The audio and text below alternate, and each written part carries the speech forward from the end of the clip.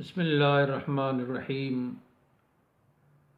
الحمد للہ رب العالمین والصلاة والسلام علی اشرف الانبیاء والمرسلین وعلی آلہ واصحابہ اجمعین۔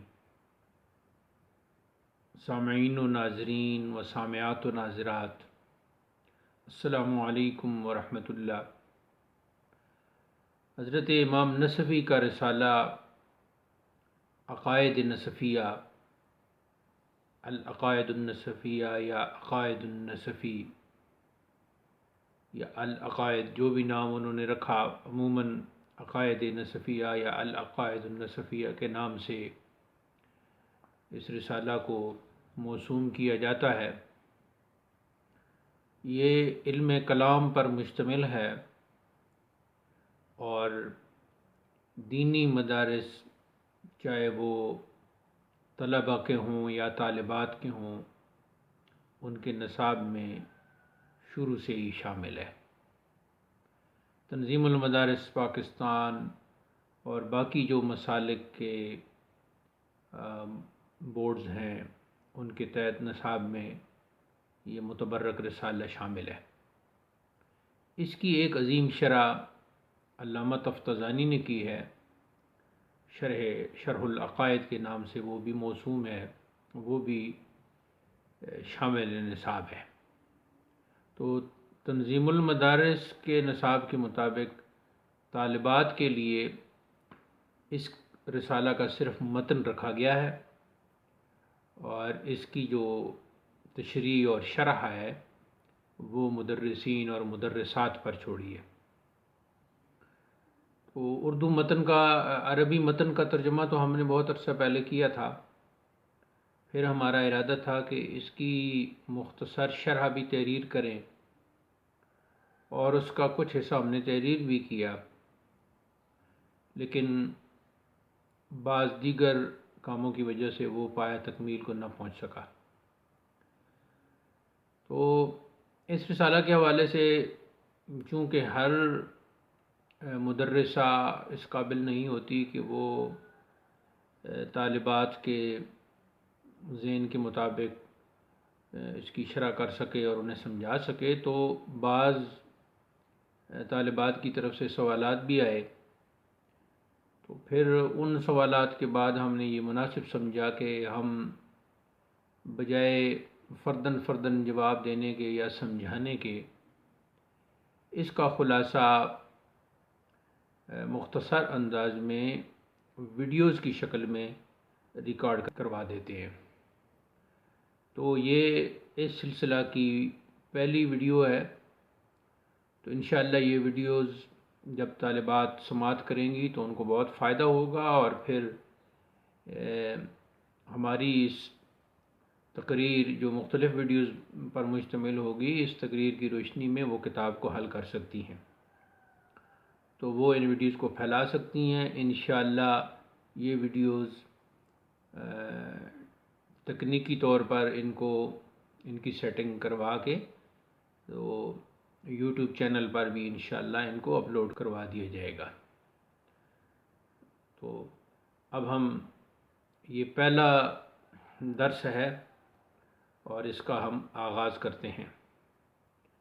سب سے پہلے ہم مختصراً امام نصفی کا تعارف کروائیں گے۔ یہ ان کی کنیت ابو حفص ہے اور ان کا نام عمر ہے، اور ان کا جو نسب نامہ ہے وہ اس طرح ہے: ابو حفص عمر بن محمد بن احمد بن اسماعیل بن محمد بن لقمان نصفی، اور ان کا جو لقب ہے وہ نجم الدین ہے۔ نجم الدین ان کا لقب ہے، اور یہ امام ابو المنصور ماتوریدی رحمۃ اللہ تعالی علیہ کے جو عقائد کے امام ہیں، تو ان کی توضیحات کے مطابق یہ رسالہ امام نصفی نے مرتب کیا ہے۔ امام نصفی نجم الدین بہت بڑے فاضل تھے، بہت ہی علوم و فنون میں کامل تھے، دقیق رس تھے، اور تقریباً ہر علم میں ان کی کتابیں بھی موجود ہیں، رسائل موجود ہیں، اور بعض سوانح نگاروں کے مطابق آپ کی کتابوں کی تعداد 100 ہے۔ 461 ہجری یعنی 5ویں صدی ہجری میں شہر نصف، یہ ماوراء النہر جو افغانستان کا علاقہ ہے، اس میں پیدا ہوئے، اور پھر 537 ہجری میں سمرقند میں آپ نے وفات پائی۔ یہ کشف الظنون جو مشہور کتاب ہے اس کے حوالے سے ہے۔ کچھ لوگوں نے اس رسالہ کا مصنف کسی اور نصفی کو قرار دیا ہے جن کی کنیت ابو الفضل ہے، لیکن یہ بات پائے تحقیق کو نہیں پہنچتی۔ جو اس وقت تک پائے تحقیق کو بات پہنچی اور جس پر اکثر اساتذہ متفق ہیں، تقریباً سبھی متفق ہیں، وہ امام نصفی ہیں، امام نجم الدین، جن کا لقب نجم الدین ہے اور جن کی کنیت ابو حفص ہے۔ تو خیر، یہ کوئی بھی طالبہ اس سلسلے میں مزید تحقیق بھی کر سکتی ہے، لیکن ہماری تحقیق یہی ہے کہ اس رسالہ کے مصنف ابو حفص امام نجم الدین ہیں، جن کا سال وصال 537 ہجری ہے، یعنی 6 صدی ہجری۔ تو جیسا کہ میں نے پہلے عرض کیا کہ اس رسالہ کی بہت ساری شروحات لکھی گئی ہیں، بہت سے حواشی لکھے گئے ہیں، اور فرصت کے اوقات میں ان کو دیکھا جا سکتا ہے، دستیاب شروحات کو دیکھا جا سکتا ہے، لیکن جو سب سے مشہور شرح ہے اس کی، وہ علامہ تفتزانی کی ہے، شرح العقائد کے نام سے، جو درس نظامی کے نصاب میں شامل ہے۔ ہم نے اس کا خلاصہ بھی تحریر کیا تھا، وہ ایک رجسٹر پر، لیکن بعد میں پھر اس کو ایک آخری شکل جو یعنی مسودہ کے بعد جو مبیضہ ہوتا ہے اس کی پھر نوبت نہیں آئی۔ تو انشاءاللہ یہ ویڈیوز ریکارڈ ہو جائیں گی، تو پھر اس ریکارڈ مٹیریل کو انشاءاللہ پھر کتابی شکل میں بھی مرتب کیا جائے گا بتوفیق اللہ تعالی۔ اب ہم اس کا متن شروع کرتے ہیں۔ بسم اللہ الرحمن الرحیم۔ اس کے بعد فرمایا، قال اہل الحق حقائق الاشیاء ثابتۃ۔ اہل حق نے فرمایا، یعنی اہل حق فرماتے ہیں، حقائق الاشیاء، اشیاء شے کی جمع، جس کا ہم سمجھنے کے لیے چیز معنی کر لیتے ہیں، چیزوں کے حقائق، یا اشیاء کا لفظ ہی رہنے دیں تو بہتر ہے، اشیاء کے حقائق ثابت ہیں۔ یہاں سے آپ نے اپنے اس رسالہ کا آغاز فرمایا۔ تو ایک بات جو پہلے مجھے عرض کرنی چاہیے تھی وہ یہ ہے کہ اسے علم العقائد بھی کہتے ہیں، جس علم پر یہ رسالہ مشتمل ہے، اسی مناسبت سے اس کا نام العقائد رکھا۔ تو عقائد عقیدہ کی جمع، اور عقیدہ سے مراد وہ بات ہوتی ہے جس پر پختہ یقین ہو، اور اس کو علم الکلام بھی کہتے ہیں۔ تو علم الکلام کہنے کی بہت سی وجوہات ہیں جو علامہ تفتزانی نے اپنی شرح میں بیان کی ہیں۔ تو ان میں سے ایک یہ بھی ہے کہ چونکہ اس میں بار بار اللہ تعالیٰ اور اس کے رسول کریم اور دین اسلام کے جتنے بھی عقائد ان پر کلام ہوتا ہے، تو اس اعتبار سے اس کا نام علم الکلام رکھ دیا گیا۔ اور بھی بہت وجوہات بیان کی ہیں۔ بہرحال اس علم عقائد کو علم کلام کہا جاتا ہے، جس میں اللہ تعالیٰ کے ذات و صفات اور باقی جتنے بھی امور ہیں دین اسلام کے، ان میں بحث کی جاتی ہے۔ تو انہوں نے براہ راست اللہ تعالیٰ کی ذات و صفات بیان کرنے سے پہلے حقائق اشیاء پر بحث کی اور اس کا آغاز کیا ہے۔ تو یہ اس لیے کہ کچھ یہ مباحث ایسے ہیں جو لوگوں کے درمیان رہے ہیں، اور اس میں کچھ لوگ شک اور تشکیک کا شکار بھی ہوئی ہیں، تو اس لیے پہلے ان امور کو آپ نے بیان کرنا مناسب سمجھا۔ اب پہلا جو اس میں مرکب ہے وہ ہے اہل الحق، یعنی اہل حق، حق والے۔ تو اس سے مراد متکلمین ہیں۔ متکلمین متکلم کی جمع، اور جو علم کلام پر جو بحث کرتے ہیں، گفتگو کرتے ہیں علماء، انہیں متکلمین کہا جاتا ہے۔ جو قواعد عقائد کو غور و فکر کے ساتھ نبی کریم صلی اللہ علیہ وسلم کی مطابعت اور فرما برداری کرتے ہوئے جو حقائق کو جانتے ہیں، اور ان کے مقابلے میں وہ فلاسفہ اور وہ حکماء اور اہل فلسفہ آتے ہیں جو رسول کریم صلی اللہ علیہ وسلم کی مطابقت نہیں کرتے۔ تو اس میں ملحدین، کفار سب شامل ہیں۔ تو وہ اپنے اعتبار سے پھر جو گفتگو کرتے ہیں، اس لیے انہیں اہل حق نہیں کہا جا سکتا۔ اہل حق وہی ہیں جو رسول کریم صلی اللہ علیہ وسلم کی مطابعت، آپ کی فرما برداری اور آپ کی پیروی کرتے ہوئے قواعد عقائد بیان کرتے ہیں۔ اب اگلا جو ہے جی حقائق الاشیاء ثابتۃ، تو اس میں چیزوں کی حقیقتیں، اس کو تھوڑا سا سمجھنا ہوگا۔ یہ اس کی مختصر، ویسے تو جتنی تفصیل میں جایا جائے بہت ہی تفصیل ہے، لیکن مختصر یہ ہے کہ یہ متکلمین کہتے ہیں کہ عقل بالبداہت حکم کرتی ہے کہ ہر شے جو موجود ہے اس کی ماہیت، ماہیت سے مراد یہاں ہے حقیقت، اس کی ماہیت یعنی حقیقت خارج میں ثابت ہے۔ ایک بات ہوتی ہے جو ذہنی ہوتی ہے، عقلی ہوتی ہے، اسے ذہنی کہتے ہیں، اور ایک شے وہ ہوتی ہے جس کا وجود باہر ہوتا ہے اور نظر آتا ہے، حواس خمسہ سے وہ محسوس ہوتا ہے، تو وہ جو باہر ہوتی ہے اسے خارج کہتے ہیں، یعنی خارج میں موجود۔ اب جو چیزیں ہمیں دکھائی دیتی ہیں، مثلا انسان دکھائی دیتے ہیں، درخت دکھائی دیتے ہیں، پتھر دکھائی دیتے ہیں، سورج دکھائی دیتا ہے، چاند دکھائی دیتے ہیں، جو چیزیں دکھائی دیتی ہیں، یہ ساری چیزیں واقع میں یعنی حقیقت میں موجود ہیں۔ یعنی یہ کوئی محض کوئی وہم اور خیال نہیں ہے، بلکہ یہ چیزیں جو ہمیں ظاہر ہمیں دکھائی دے رہی ہیں تو یہ خارج میں یعنی باہر موجود ہیں، وہم اور خیال نہیں ہے۔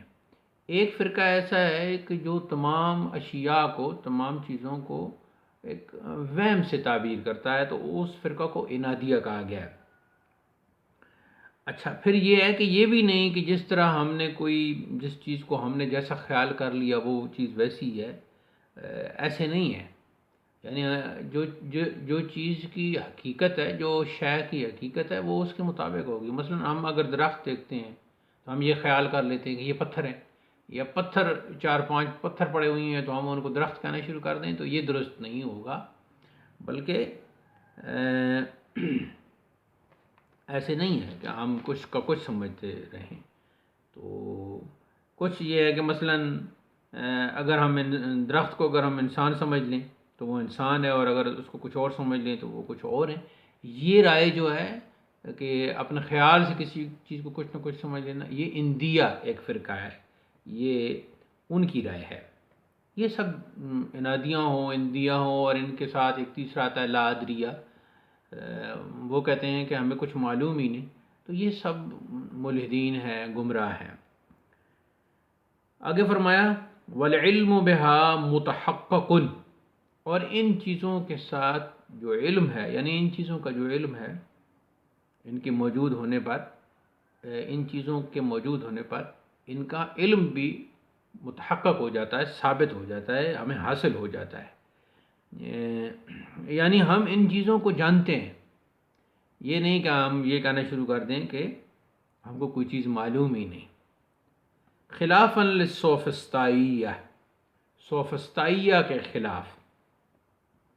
یہ جو ہے سوفسطائی، یہ یونان کے جو حکمات تھے، یعنی حکمات سے مراد فلاسفہ، فلسفی، اہل فلسفہ، ان کے ایک گروہ کا نام ہے سوفسطائیہ۔ تو ان میں 3 پھر آگے اس کے گروہ ہیں، جیسا کہ پہلے میں نے بتایا، ایک انادیہ ہے، تو یہ اپنے اناد کے سبب جو اشیاء کی حقیقتیں ہیں ان کے منکر ہیں، وہ کہتے ہیں کہ اشیاء کوئی موجود نہیں ہے، بس ان کی کوئی حقیقت نہیں ہے، تو ان کا نام انادیہ ہے۔ اور دوسرے اندیہ ہے، یعنی جو اپنے خیال کے تابع ہے، تو وہ اپنے خیال کے تابع ہو کر ہر شے کو جیسا خیال کرتے ہیں اس کو اس طرح ہی اس پر یقین بھی رکھتے ہیں، تو یہ اندیہ ہو گیا۔ اور تیسرا جو ان کا گروہ ہے سوفسطائیہ کا، وہ لا ادریہ ہے۔ وہ کہتے ہیں کہ ہمیں کوئی چیز معلوم نہیں، ہمیں کسی چیز کا کوئی علم نہیں۔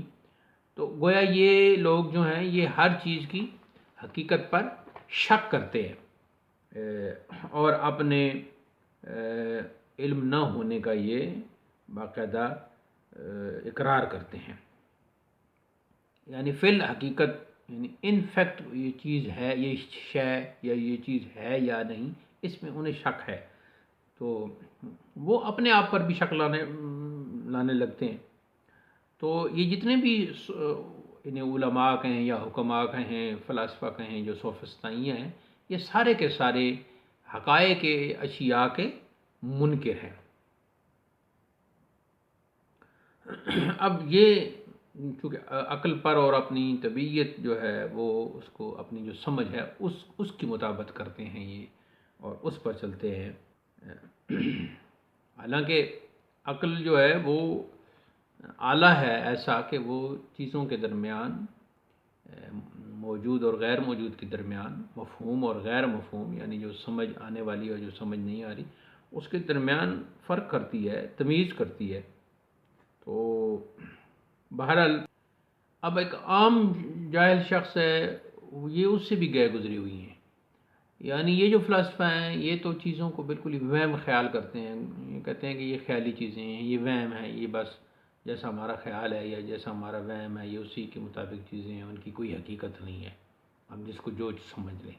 ان کے مقابلے میں جو جاہل انسان ہے وہ ان سے آگے ہیں، وہ کم از کم چیزوں کو مانتے ہیں، ان کا اقرار کرتے ہیں۔ تو یہ خلاصہ تھا جی پہلے اس جملے کا۔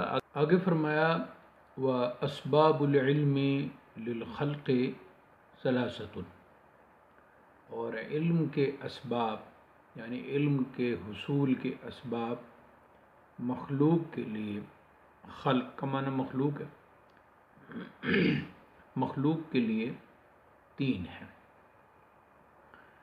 اب اسباب سبب کی جمع، جس کا معنی ذریعہ، اور علم کی تعریف مختلف ائمہ اور علماء نے مختلف انداز سے کی ہے۔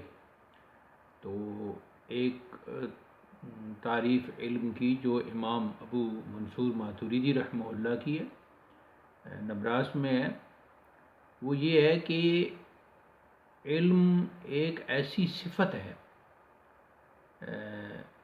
جس کے ذریعے، جس کے سبب مذکور ظاہر اور واضح ہو جاتا ہے اس شخص کے لیے جس کے ساتھ یہ علم کی صفت قائم ہے، یعنی جس کے اندر یہ صفت علم موجود ہو۔ ان کی جو عبارت ہے وہ ہے ہوا صفتن، یعنی علم ہوا صفتن یتجلی بها المذکور لمن قامت یہ بھی، کہ علم ایک ایسی صفت ہے کہ جس میں یہ صفت قائم ہے اس کے ساتھ وہ مذکور یعنی وہ چیز ظاہر ہو جاتی ہے۔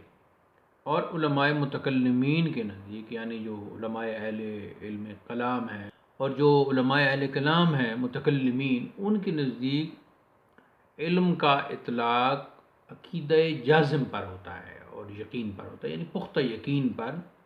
عقیدہ جازم یعنی پختہ عقیدہ اور پختہ یقین پر ہوتا ہے۔ چونکہ علم کلام میں عقائد سے، ایمانیات سے بحث کی جاتی ہے، جس میں دین اسلام کی اصولی باتیں ہیں اور جن پر شریعت یعنی شریعت اور شریعت کا اس بات جو ہے اس کا دار و مدار ہے. تو اس لیے ان پھر باتوں کا جو علم حاصل ہوتا ہے وہ اذعان یعنی یقین کے ساتھ، یقین کامل کے ساتھ ہی حاصل ہوتا ہے. تو اس صورت میں پھر علم سے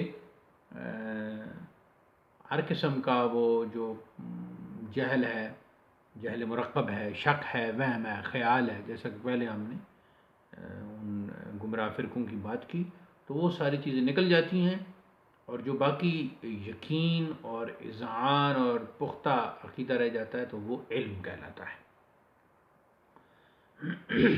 پھر علم کی دو قسمیں ہیں، ایک کا نام ہے علم قدیم اور دوسری قسم کا نام ہے حادث. تو علم قدیم جو ہے وہ صفات الہی میں سے ہے، اور وہ اللہ تعالیٰ کی ذات کے لیے مخصوص ہے، یعنی اس کا جو علم ہے وہ لذاتی ہی ہے. اسے کسی چیز کے جاننے کے لیے کوئی وہ اسباب کی محتاجی نہیں. یہ اسباب جو ہیں علم کے یہ مخلوق کے لیے، خالق کے لیے نہیں ہے. اور دوسرا جو علم ہے وہ حادث، وہ مخلوق کا علم ہے، اور یہاں جو مراد ہے وہ علم حادث ہی ہے. یہ جو اوپر فرمایا وہ اسباب العلم للخلق ثلاثۃ، تو یہاں علم سے مراد جو ہے وہ علم حادث ہے، کیونکہ یہاں مخلوق کے علم کی بات ہو رہی ہے اور مخلوق خود حادث ہے، تو پھر اس کا علم بھی حادث ہے. خلق بمعنی مخلوق، یعنی مصدر بمعنی اس میں مفعول ہے. اب اس میں مخلوق میں انسان تو آ ہی گئے، فرشتے بھی آ گئے اور جن بھی آ گئے. یعنی فرشتوں کے لیے بھی، انسانوں کے لیے بھی، جنوں کے لیے بھی علم کے جو اسباب ہیں وہ تین ہیں. مخلوق سے مراد، خالق سے مراد مخلوق، اور مخلوق سے مراد جیسا کہ شرح قائد کی عبارت ہے کہ اس میں فرشتہ اور انسان اور جن یہ سب آ گئے ہیں اور یہ مخلوق ہیں، اور اللہ تعالیٰ تو ظاہر ہے وہ خالق ہے، تو پھر اس کا علم لذاتی ہی ہے. اور مخلوق جن میں یہ فرشتے بھی آ گئے، انسان بھی آ گئے، جن بھی آ گئے، ان کا جو علم ہے یہ علم حادث ہے. آگے فرمایا جی یہ تو اسباب علم ہو گئے، تین ان کی تعداد بتا دی. اب وہ تین کون سے ہیں؟ تو فرماتے ہیں الحواس السلیمۃ والخبر الصادق والعقل. ان میں پہلا جو سبب ہے وہ حواس سلیمہ ہے. تو سلیمہ حواس کی صفت ہو گئی. حواس جو ہے یہ حاسہ کی جمع ہو گئی، اور حاسہ خاص قوت کو کہتے ہیں، جیسے دیکھنے کی قوت، سونگھنے کی قوت، سننے کی قوت، چکھنے کی، ذائقہ چکھنے کی قوت، ایسے ہی چھونے کی قوت، یہ حواس ہیں. اور ان کے ساتھ الحواس السلیمہ فرما کر، سلیمہ یعنی سالم حواس، سلامتی والے حواس. تو اس سے وہ حواس نکل گئے جن حواس میں کوئی خرابی ہے. مثلا حصے سماعت ہے، جس کا آلہ جو ہے وہ کان ہے، تو سننے میں اگر کوئی نقص ہے، نقص سماعت ہے، تو وہ پھر حصے سماعت جو ہے وہ سالم نہیں ہے. ایسے ہی اگر کوئی دیکھنے میں کوئی نقص ہے، ایک شخص کو اس کی حصے بصارت جو ہے، دیکھنے کی قوت جو ہے، اس سے اسے درست طور پر دکھائی نہیں دیتا، تو یہ اس میں نقص بصارت ہو گیا. تو یہاں یہ فرمایا الحواس السلیمۃ، حواس سلیمہ یعنی سلامتی والے حواس. حواس کی وضاحت جیسا کہ میں نے پہلے کہا، یہ حاستن کی جمع حاستن، سین کے اوپر تشدید ہے، اور اس سے مراد خاص قوت ہے. یعنی جیسا کہ میں نے کہا سننے کی قوت، تو اس کو حصے یا حاسہ سماعت کہیں گے. دیکھنے کی قوت، اس کو حاسہ بصارت کہیں گے یا حصے بصارت کہیں گے. ایسی چکھنے کی قوت، اس کو حاسہ ذوق یا حصے ذوق یا حصے مذاق کہیں گے. اور اس میں جو سلامتی کی قید لگائی ہے وہ اسی لیے لگائی گئی ہے کہ کسی اور عارضہ کی وجہ سے، کسی اور مانع کی وجہ سے، کسی اور رکاوٹ کی وجہ سے، کسی ریزن کی وجہ سے اس حاسہ میں، اس حس میں، اس قوت میں کوئی کمی واقع ہو سکتی ہے، تو جب وہ نقص اور کمی ہوگی تو اس کا نتیجہ کچھ اور ہوگا. جیسے کہ عموماً یہاں کتاب میں مثال جو دی جاتی ہے وہ احول کی دی جاتی ہے، بھینگا. اب بھینگا کو قوت بصارت یا حص بصارت تو حاصل ہے، یا حاسہ بصارت تو اسے حاصل ہے، مگر وہ جب دیکھتا ہے تو اس کو ایک چیز جو ہے وہ دو نظر آتی ہیں، یعنی اس کی نظر جو ہے، وہ نگاہ جو ہے، وہ حص بصارت جو ہے، حاسہ بصارت جو ہے، وہ چونکہ درست نہیں ہوتا، تو اس میں اس کو پھر ایک چیز کے بجائے دو نظر آتی ہیں. تو اب یہاں یہ حاسہ بصارت تو اس کا ہے، لیکن حاسہ بصارت میں احولی آ گئی، اس میں وہ بھنگا ہے، یہ پن آ گیا، تو اس اعتبار سے یہ اس کا حاسہ جو ہے، اسے حاسہ سلیمہ نہیں کہہ سکتے، یعنی سالم اور محفوظ نہیں کہہ سکتے، بلکہ اس میں خرابی آ گئی ہے. تو یہ مراد ہے حواس سلیمہ کہنے کی. دوسرا جو فرمایا پھر متن کو والخبر الصادق، اور سچی خبر. اب صادق خبر وہی ہوگی، سچی خبر وہی ہوگی کہ جس میں جھوٹ نہ پایا جائے، اور جس میں جھوٹ ہوگا تو وہ پھر ظاہر ہے خبر صادق نہیں ہوگی. اب خبر صادق کون سی ہے؟ خبر صادق وہ ہے کہ جس کے لیے نسبت خارجیہ ہو اور وہ اس کے مطابق ہو. جیسے کہ ہم کہیں کہ بھئی آسمان ہمارے سر پر ہے، تو یعنی ہمارے اوپر ہے آسمان، تو یہ ایک سچی بات ہے.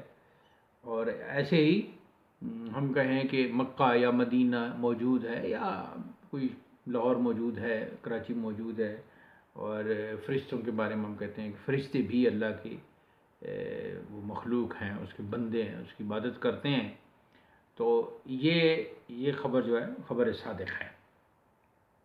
اور تیسرا علم جو سبب فرمایا والعقل، اور تیسرا سبب جو علم کا ہے وہ عقل ہے.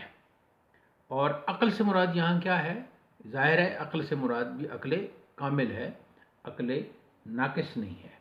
تو عقل بھی حصول علم کا، مخلوق کے لیے حصول علم کا ایک بہت بڑا ذریعہ ہے، اور یہ حواس سلیمہ اور خبر صادق کے بعد تیسرا ایک عظیم سبب ہے.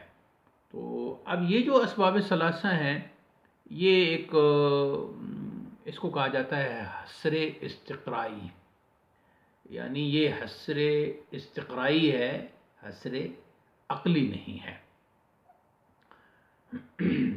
آگے فرمایا فالحواس خمس. اب جو تین سبب یہ بیان ہو گئے، حواس سلیمہ، خبر صادق اور عقل. اب اس کی حواس سلیمہ کی تشریح کرتے ہیں. فالحواس خمس السمع والبصر والشم والذوق واللمس. اور حواس سلیمہ کی قید کے ساتھ، یعنی سلامتی والے جو حواس وہ پانچ ہیں. ان میں پہلا السمع، سننا، اور اس کو ہم کہیں گے حصے سماعت یا حاسہ سماعت یا قوت سماعت. والبصر، دیکھنا، اس کو ہم کہیں گے قوت بصر یا قوت بصارت یا حاسہ بصارت یا حص بصارت. والشم، سونگنا، حاسہ شم یا حص شم اور اسے کہہ سکتے ہیں. والذوق، چکھنا، حص ذوق، حص مذاق، حاسہ مذاق، چکھنے کی قوت آپ اس کو کہہ سکتے ہیں. واللمس، اور چھونا، یعنی چھونے کی انگریزی میں اس کے لیے ٹچ ہے، ٹچ کرنے کی جو قوت ہے اور اس سے جو علم حاصل ہوتا ہے. اب اس میں یعنی چیزیں جو دریافت ہوتی ہیں وہ ان حواس سے ہوتی ہیں، تو یہ ان کے ذرائع ہو گئے. سب سے پہلے اس میں جو حواس خمسہ میں ذکر کیا ہے وہ کس کا کیا جی؟ السمع، یہ سننے کی اس میں وہ سماعت ہے. تو بعض اہل علم کے نزدیک چونکہ اکثر دینی معلومات وغیرہ سننے سے حاصل ہوتی ہیں، تو اس لیے پھر پہلے السمع کا. لیکن پانچ جب کہہ دیا تو اس میں کوئی بھی کسی بھی حادثہ کو پہلے بیان کر سکتے ہیں. ظاہر ہے کوئی نہ کسی سے تو ابتدا ہوگی، تو ابتدا کی وجوہات بھی ہوتی ہیں. تو ایسے اعتبار سے چونکہ زیادہ سننے پر منحصر ہے، تو اس لیے السمع اس کا. یہ ایسی قوت ہے قوت سامعہ یا حس سامعہ یا حاسہ سامعہ یا حاسہ سماعت یا حس سماعت، جو بھی اس کا آپ نام آسانی سے لے سکیں. ایک قوت ہے جس کا ادراک ہر طرف سے ہو سکتا ہے. اب یہ حس سماعت ہے، ایک قوت ہے. اب ہر قوت کا اللہ تعالیٰ نے کوئی نہ کوئی آلہ بھی رکھا ہے. تو حس سماعت کا جو اللہ تعالیٰ نے آلہ رکھا ہے وہ کان ہے. یعنی ادھر دایاں کان اور یہ بایاں کان، یہ دونوں کان مل کر ان دونوں میں حس سماعت رکھی گئی ہے، سننے کی قوت رکھی گئی ہے. یہ دونوں کان بات کو سنتے ہیں. جیسے کہ ابھی آپ میری بات آپ سن رہے ہیں، سن رہی ہیں طلبہ اور طالبات. تو یہ جو میں بات کر رہا ہوں، یہ جو آپ سن رہی ہیں یا کسی کی بھی آپ بات سنتی ہیں، تو آپ حتیٰ کہ اپنی بات بھی، تو یہ حس سماعت سے، حاسہ سماعت سے آپ سنتی ہیں، جس کا اعلیٰ کان ہے. یعنی کان کو ہم حاسہ سماعت نہیں کہہ رہے یا حس سماعت نہیں کہہ رہے یا سماعت کی قوت نہیں کہہ رہے، بلکہ اس کان کے اندر اللہ نے یہ حس سماعت رکھی ہے. کان جو ہے وہ اس کی سماعت کا آلہ ہے. اور یہ اس پٹھے میں، کان میں مخصوص قسم کے پٹھے ہیں، مخصوص قسم کی آپ رگ سمجھ لیں، سوراخ سمجھ لیں، جس کے اندر یہ قوت رکھی گئی ہے اور اس کا آلہ کان ہے. اور اس کے ذریعے پھر آواز کا ادراک ہوتا ہے، گرجدار آواز کا، پتلی آواز کا، باریک آواز کا، لمبی آواز کا، چھوٹی آواز کا، خوبصورت آواز کا، بھدی آواز کا. تو جتنے بھی اس کے آواز کے پھر مختلف انداز ہیں، اس کے مختلف اسالیب ہیں. وہ بے ڈھنگی آواز ہے یا ایک خوبصورت آواز ہے، وہ ساری اس حس سماعت کے ذریعے سنی جاتی ہیں اور ان کا اعلیٰ کان ہے. اور ہلکی سی یعنی خفیف ہوا کا خفیف تموج بھی جو ہے وہ یہ اس حاسہ سے سنا جا سکتا ہے. اور یہ ایک یعنی اس کان کے سوراخ تک یہ خاص قسم کی ہوا پہنچتی ہے اس کیفیت کے ساتھ کہ پھر وہ آواز ہمیں محسوس ہوتی ہے اور اللہ تعالیٰ کے حکم سے یہ ادراک ہو جاتا ہے کہ آواز آ رہی ہے.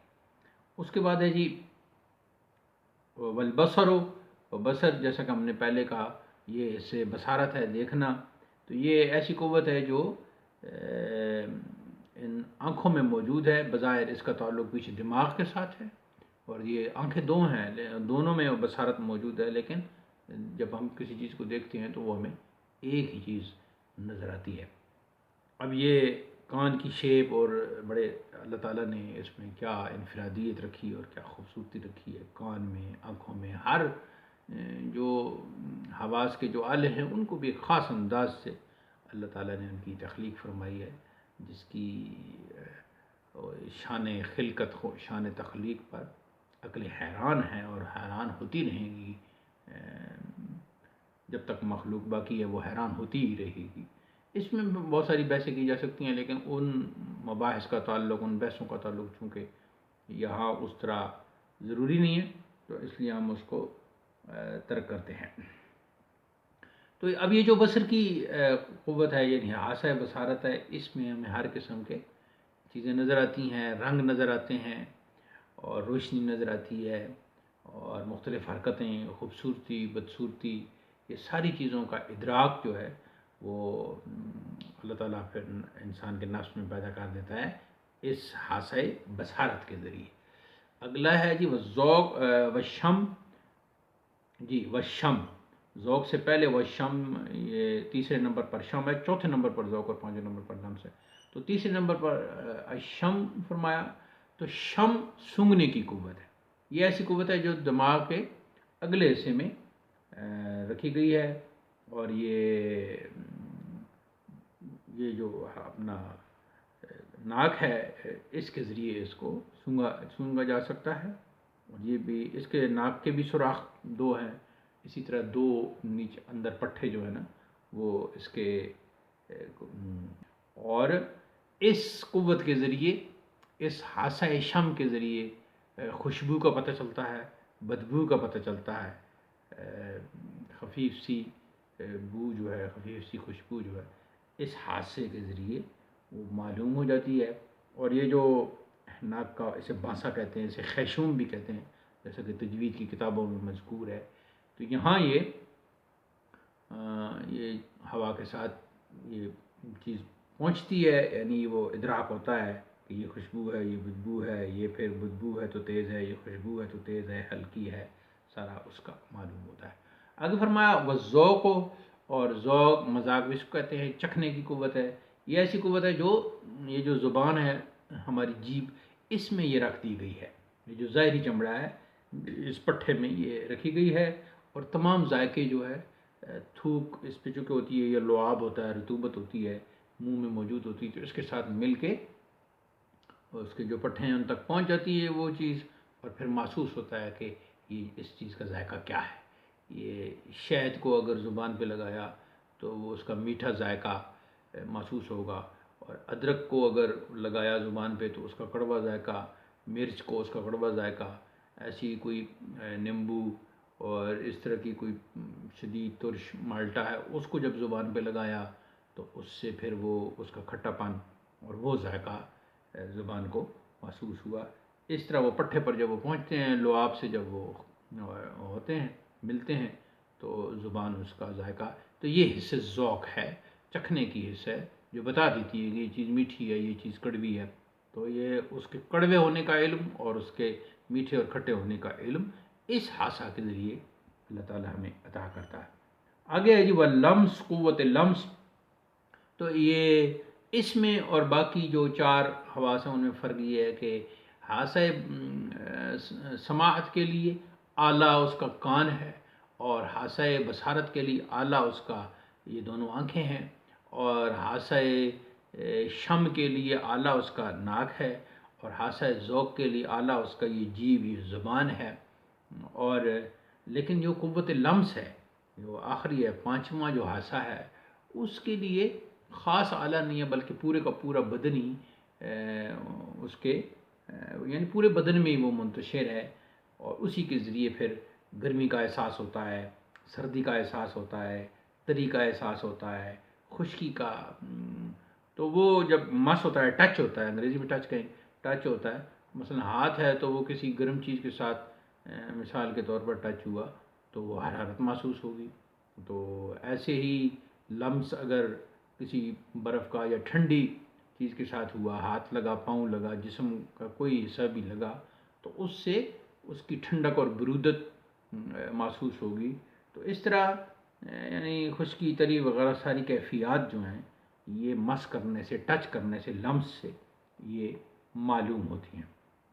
یہ حواس خمسہ جو ہے ظاہری حواس خمسہ ہے، اور مصنف نے یہ ظاہری بیان کی ہیں۔ باطنی، ان کے مقابلے میں باطنی حواس خمسہ بھی ہیں، یعنی چھپی ہوئی پانچ حواس بھی ہیں، لیکن ان کا مصنف نے ذکر نہیں کیا۔ اس میں حصہ مشترک ہے، خیال ہے، جیسے کہ ہم فلسفہ کی کتابوں میں تفصیل سے پڑھتے ہیں، متصرفہ ہے، وہم ہے، اور حافظہ ہے۔ تو ان کو اسباب علم شمار نہیں کیا، بلکہ حواس خمسہ ظاہری کو شمار کیا۔ یہ ایک سوال بھی بنتا ہے، علماء یہ سوال لکھتے ہیں اور اس کا جواب بھی دیتے ہیں۔